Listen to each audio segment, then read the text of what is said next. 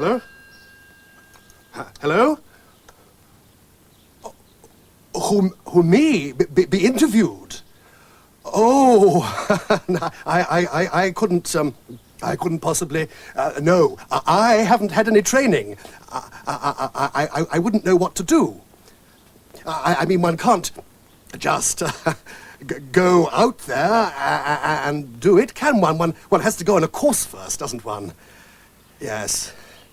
Yes, goodbye. Heavens. 99% of the people interviewed on television and radio have never had any training, and it doesn't matter, so relax. On the other hand, don't be too keen to say yes. Minicab, television, me, up here. Yes, of course, anytime, any place. I'm your man. I'll be delighted. No problem. When the call comes, be businesslike. Stanley De Latta, hello. Oh, hello. Yes, I think I could talk to you about that. Which program? That's pre-recorded, no studio audience. No, tomorrow 3 o'clock will be fine. It'll take about an hour. Good. Just me appearing, no one else, right? Oh, you mean you can do it here or in the studio? It's up to me. Which to choose if you're given a choice? For most interviews, it depends on the type of program. Some never leave the studio. Some never go near one. Usually, magazine programs are the only ones which can be flexible. They tend to be a mixture of studio and location. So if you're worried about being edited and want to make sure that everything you say gets on air, choose the studio interview. A live studio interview is obviously best of all, but any interview recorded shortly before transmission will probably go out uncut. There's not likely to be enough time or equipment for editing. But before we look at what happens in the studio or on location, here are a few fashion tips on what not to wear.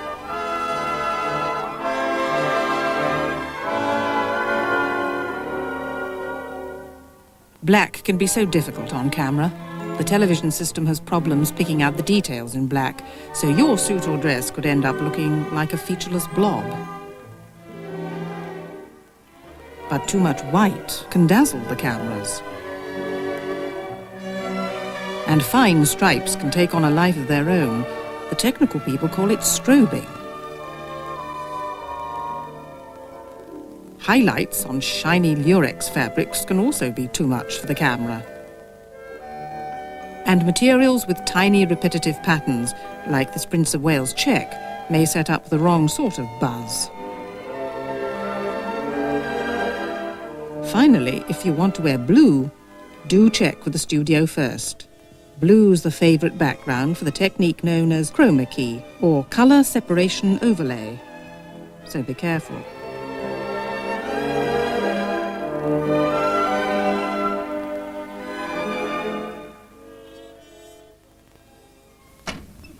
Hospitality, as they say. Good. Drink. No, I think I'd rather have a coffee. Yes, by all means, help yourself. And stay sober for the interview.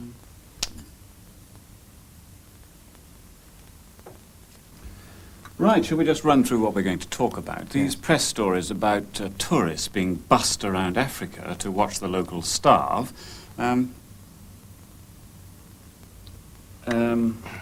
So-called famine tours, and of course the people who make money from them.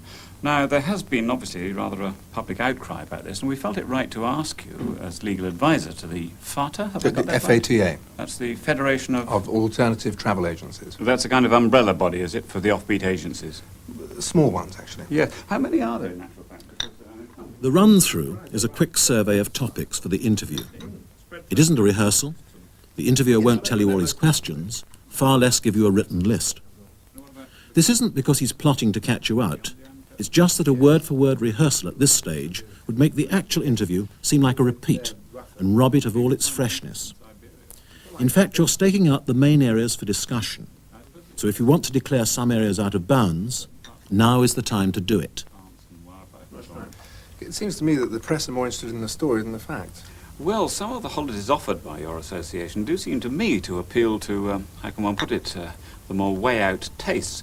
So I thought that as you are the legal advisor to the association, we might ask you about some of the kind of complaints you handle. I mean, you know, the more numerous ones, I'm obviously. not sure about that. Well, it'd be one question. I think people would get an idea of the sort Frankly, I don't think that comes within the the ambit of the case involved. All right, well, I'll leave that out then. But one does hear some pretty lurid things. Beware the pregnant pause inviting you to blurt out confidences. It's a favourite dodge for interviewers. You can use it too. Yes. They can't all be true, the things one hears. No.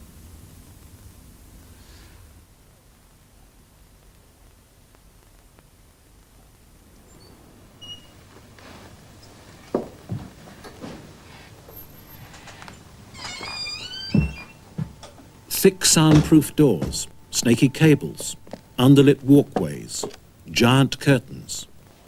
Studios can be a little alarming, but they don't have to be intimidating. Hello. Thank you. All right? Yes. All right? Some water there if you feel the... Here's the makeup lid. Ah. I know all this can be very distracting, but just forget all about it. Ignore everything and talk directly to me. Director's just asked me to say there'll be a minute or two delay before we start your interview. Thank you very much. Where is he? Oh, he's in the gallery over there. Sue, can you come a little tighter? Lose the edge of that flap. The other way now. Thank you. Right. Okay. He directs the cameras by Right. looking at a Yes, bank and of a little bit more screens headroom, and please. telling everyone what to do through headphones. Now hold it back there. Actually, it makes you feel rather left out, like not being able to share in a family joke because you and I are the only two people who are not on talkback. That's the technical jargon for the headphone link. Right, can you come out a bit? Just a touch wider. But he can hear everything we say. Oh yes, through the microphones. But if he wants to talk to us, he does it through the floor manager. Quiet, please. We're ready to record. Clock's running. 10, 9, 8, 7... It's a sort 6, of label for the interview 5, so that they can find it 4, on the tape when they want to 3. run it into the programme. Don't worry about it, just face me and talk when I've asked you the first question.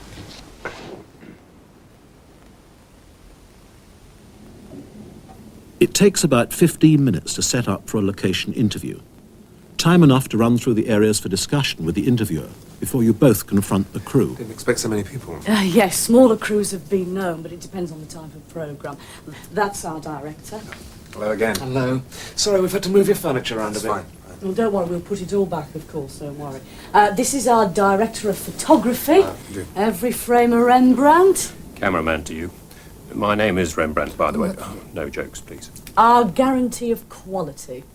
That's Rembrandt's camera, only one you'll notice. It's only journalists hyping the glamour who think there's more than one on location. That's because we move so fast. Yes. This is Rembrandt's assistant, helping with complicated shots, speed things up a bit. There's the electrician who looks after the lights. Production assistant who helps with the arrangements and so on. Do you want to come through? There's often a researcher, but we haven't got one of those today with us. Oh, not forgetting the sound recordist, of course. Hello. Don't worry, just talk normal, it'll pick it all up. I'm curious as to why you've chosen this particular position. The director's prerogative. It puts you in context, so to speak. Does it? Yes, it does. The viewer's perception of the person being interviewed is always coloured by the background. If you're defending package holidays in famine areas, some backgrounds are obviously inappropriate.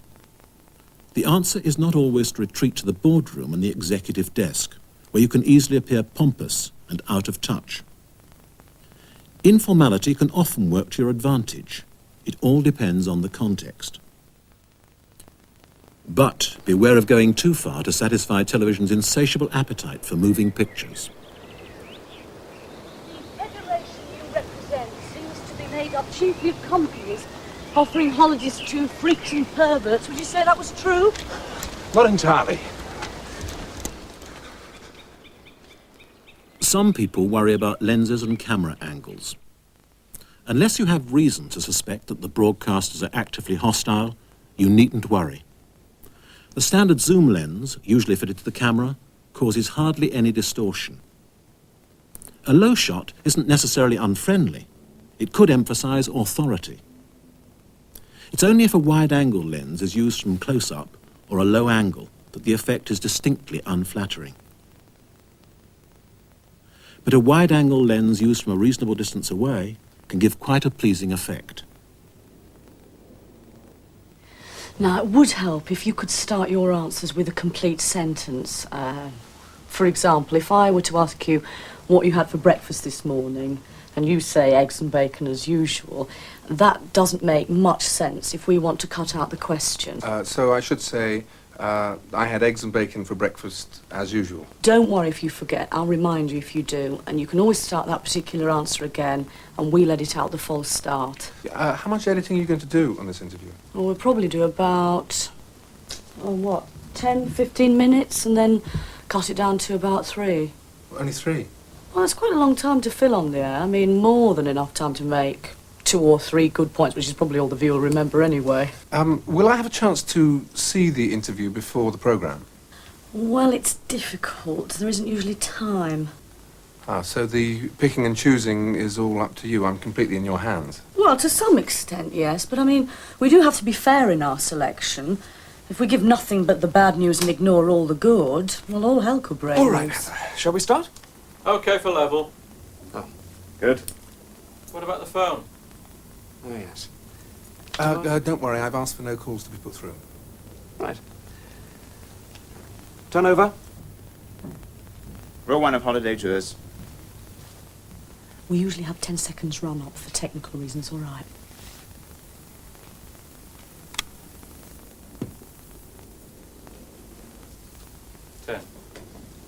Action. Mr. Delata, you are the legal advisor for the Federation of Alternative Travel Agencies. A warm-up question to break the ice. Yes. You've been there for some time. Yes. Not one-word answers. She's inviting you to talk. How long have you been legal advisor to the Federation? The Federation have asked me to be their legal advisor for 5 years now. 4 years now, since its foundation. Since its foundation... yes, since its foundation. That's about 4.5 years ago now. Cut.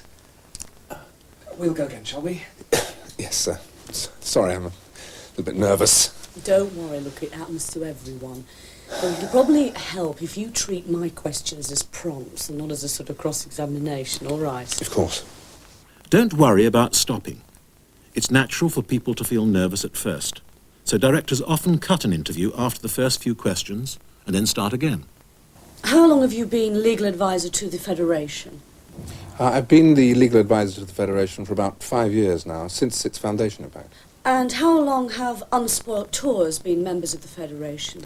I'm not sure of the exact date they joined, but it was some years ago now.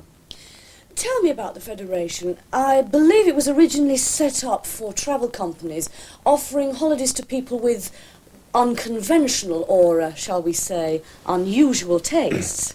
The Federation was set up, as I've already said, about 4.5 years ago now. It's a very interesting story, which I don't think we have time to go into here. Well, why mention it? As for unusual holidays, the Federation has always strived to maintain the highest standards of probity and veracity in interfacing with the general public at large.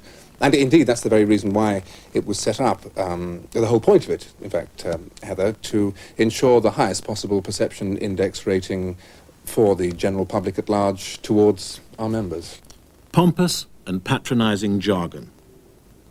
And don't use first names with the interviewer unless you're really on first name terms. But the point of the Federation is unusual holidays. What sort of unusual holidays do you offer? Yes, you seem very interested in the aims of the Federation. So I thought I might just read 10 of the articles that make up our Constitution, if I may, if I can just Yes, briefly, find please. them. You should have told them about the articles before if you intended to use them. Yes. Now the first article states very clearly that the aim of the Federation is to preserve the highest standards of trading in the industry and maintain by all possible means the reputation of its members. The second article states that the membership of the Federation is open to all firms trading with the public, irrespective of their size. So the Federation takes in many companies which would be too small to belong to other organisations. Saved by the interviewer. Long lists don't work on television. Yes, the members of the Federation are almost all small companies offering a wide range of specialist holidays, which by their very nature attract a more discerning type of client. People who don't see themselves as part of the mass holiday market. Let's move now to the row over one of your members, which, it's alleged in the press, are offering these so-called famine tours. Yes, I must say that the press coverage about this has been quite outrageous. And I must urge the public directly, I must urge everyone viewing this to disregard the stories in the press, which have been inflated out of all proportion and bear no relation to the truth. A pointless plea, not helped by addressing it directly to camera. But I have here a brochure from your member, Unsport Tours, and I quote, "We will take you in safari comfort to see the real Africa. We can't promise that everything you will see will be beautiful, but it will be memorable." Yes, if you care to look further down the brochure... Good, he's done his homework. No, on the inside. Yes, you will also see that Unspoilt Tour specifically states that all tours are arranged with and approved by the authorities of the country in question. But despite that, it can still be said that your member is taking tourists to gawp at parts of the country where people are in acute misery and perhaps even dying from starvation. I think you're getting a little confused about the function of a travel company. Good. He's counter-attacking. If you disagree with the assumptions in the question, say so. A travel company is not responsible for the running of a country in which Yes, it but will operates. you answer my question about these so-called famine tours? I'm coming to that. Yes, but the question is about famine tours. I am coming now, to may that I suggest now. that you answer my question, Please, may I please? continue? Thank you. As I was saying, travel companies don't run the countries in which they operate. Unspoilt Tours makes a point of showing people the countries as they really are. And at times, some of the scenes may be quite distressing, as the brochure quite clearly points out. But the fact that we obtain prior approval from the governments in question shows that we can't possibly be organising what the press choose to call, misguidedly in my submission, famine tours. No government would wish to put on display hardships like that. Yes, but you're not denying that some clients of Unsport Tours may see famine sufferers. No, of course not. In many parts of Africa, the effects of the drought are impossible to conceal, even if one wanted to. Even at some airports, one can see examples of extreme poverty. Now, you're not suggesting that people should not go on holiday to any countries where there are poor people. Let's get away from this idea of famine. Unspoilt Tours are in the business of running explorer-rounds for people who want something more than a suntan from their holiday, people who want to learn a little about how other countries actually function. I think that's a praiseworthy and socially responsible aim. Mr. Delato, thank you very much. A pleasure. Cut. Right view? Fine. Okay for me, Squire. All right. Good. Bit sticky at the start. You always feel very exposed after an interview. Yes, thanks very much, by the way. It was fine. Absolutely fine. Jolly well done. Was it? Yes, honestly, I'm sorry if I pressurised you a bit at the beginning, but I did have to push you. Yeah, I made some mistakes to begin with. Nothing to worry about. It was smashing. Now, I'd like to do some cutaways, please, starting with some listening shots of Mr. Delato. Right. Shots needed when editing to cover cuts in the picture. If you join the two ends together when you've shortened a shot, the picture will jump. So, to get over the problem, we usually do a cutaway. I just want you to sit and listen to me talk without saying anything. That's absolutely fine. I mean, you can nod if you want to, not too much. That's why these shots are sometimes called noddies. No, don't laugh. It's amazing. I have to keep on talking even when I've got absolutely nothing to say. But you see, the viewer can always tell if you're talking or not, even from a shot that would only show, say, the back of your head. Okay, that's fine, thanks. Now, to save time, I want to do your listening shots from Mr. De Latter's chair, if you don't mind. You want me to move? If you don't mind.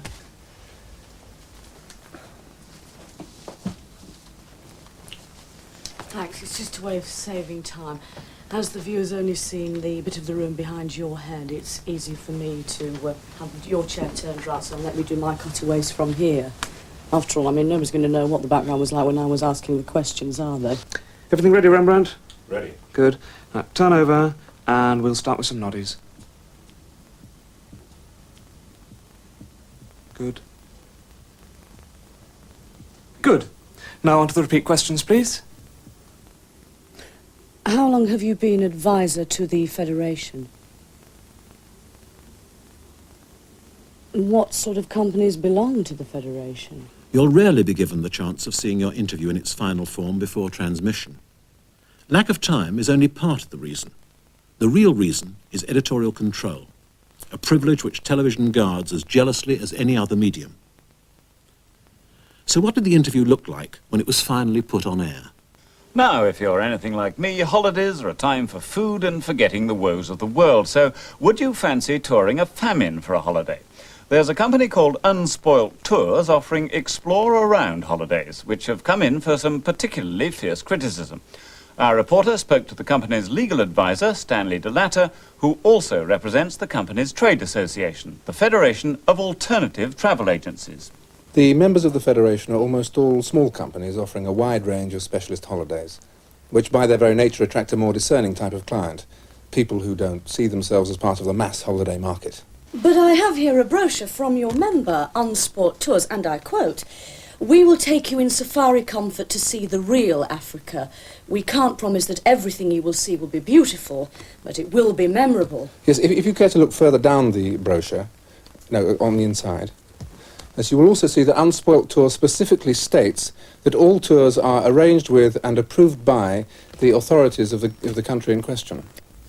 Let's move now to the row over one of your members, which, it's alleged in the press, has been offering these so-called famine tours. Unspoilt Tours makes a point of showing people the countries as they really are. And at times, some of the scenes may be quite distressing, as the brochure quite clearly points out. But the fact that we obtain prior approval from the governments in question shows that we can't possibly be organising what the press choose to call, misguidedly in my submission, famine tours. But you're not denying that some clients of Unsport Tours may see famine sufferers. No, of course not. In many parts of Africa, the effects of the drought are impossible to conceal, even if one wanted to. Even at some airports, one can see examples of extreme poverty. Now, you're not suggesting that people should not go on holiday to any countries where there are poor people. Let's get away from this idea of famine. Unspoilt Tours are in the business of running explore-arounds for people who want something more than a suntan from their holiday, people who want to learn a little about how other countries actually function. I think that's a praiseworthy and socially responsible aim. People often worry about the, in their view, extremely short time they're given to make their case in a broadcast interview. If you decide what you want to say and boil it down to 2 or 3 clear, basic themes, you won't be short of time. The edited interview you have just seen lasts less than 2 minutes.